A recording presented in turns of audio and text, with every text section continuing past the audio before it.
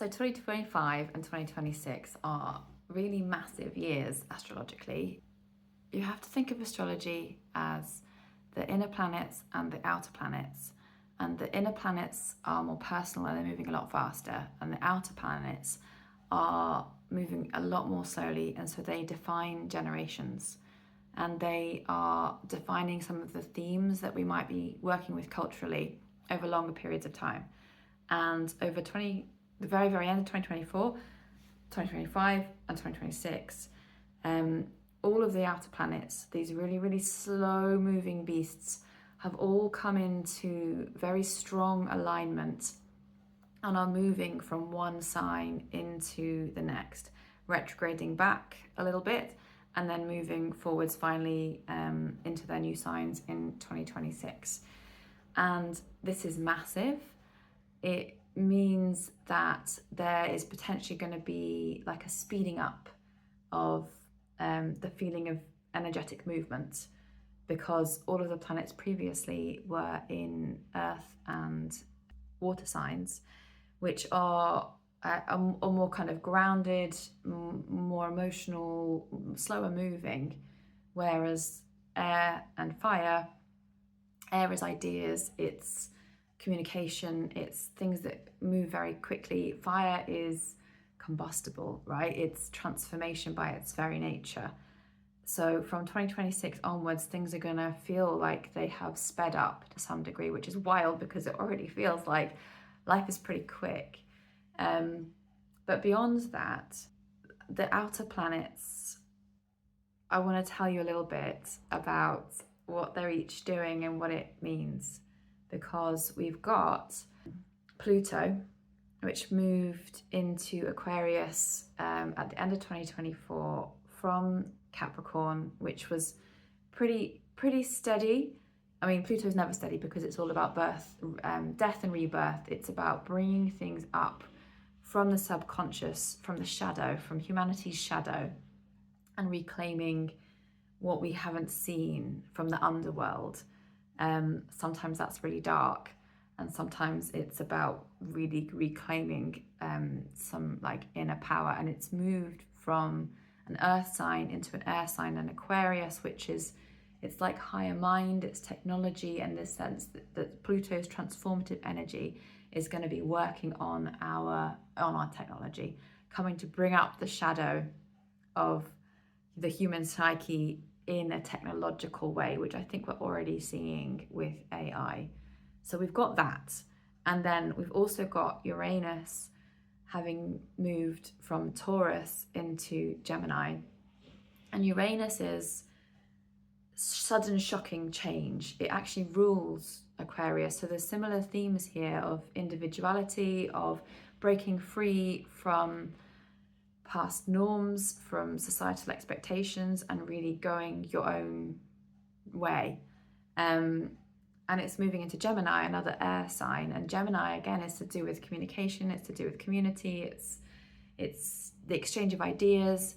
So there is a lot of electrifying energy around community, around technology, around the way that we communicate with each other, which I think obviously we are seeing. AI is on the scene, and this is a huge part of this transformative process that we're all going through. So there's echoes with Uranus, with Aquarius, but then we have Saturn and Neptune.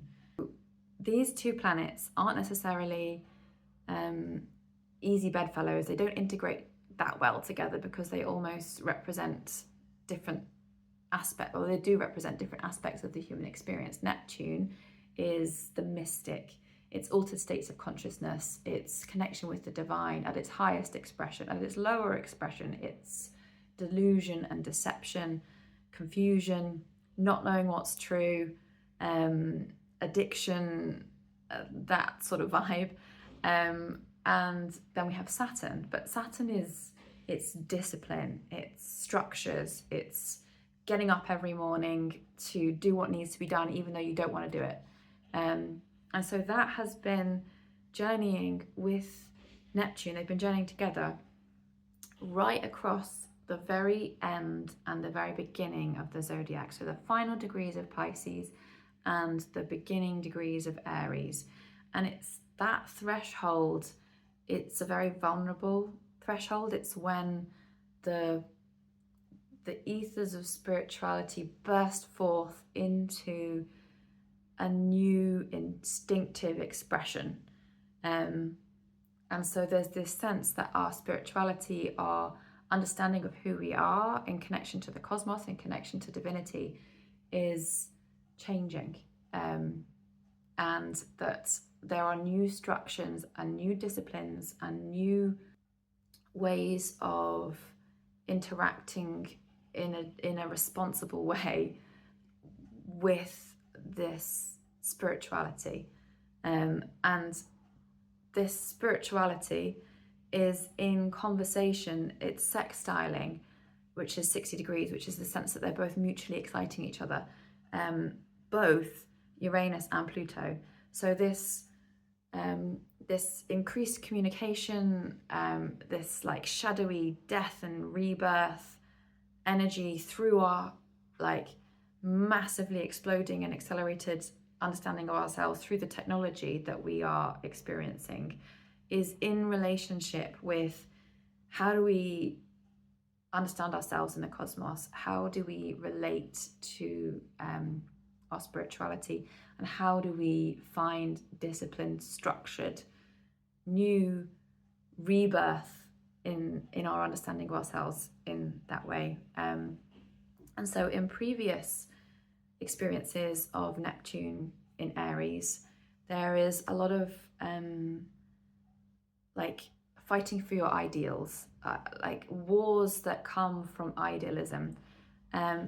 Also, I feel like this is potentially like the beginning of the death of the guru. Like it's a time when we are all being invited to develop our own understanding of divinity, our own relationship with the cosmos, and not to give our power away, not to project power onto institutions, onto individuals, and to really start to develop a sense that we are individually are interconnected, that there is a spark of soul, of divinity in every single one of us that we can all be in connection with. And I think for me, that's something that I have really been exploring for a long time, but is going to be pivotal in any of the groups that I'm holding or any of the work that I'm doing, is this kind of wanting to help people create that connection with themselves, so that we are each sovereign and each able to hold ourselves in a boundary, because Saturn is also boundaries, like in a boundaried, strong, structured way, with a sense of mysticism and a sense of being connected to something bigger than ourselves, as we enter into this new, really like unknown territory with AI in humanity. So yeah, I hope that's been helpful. Lots of love.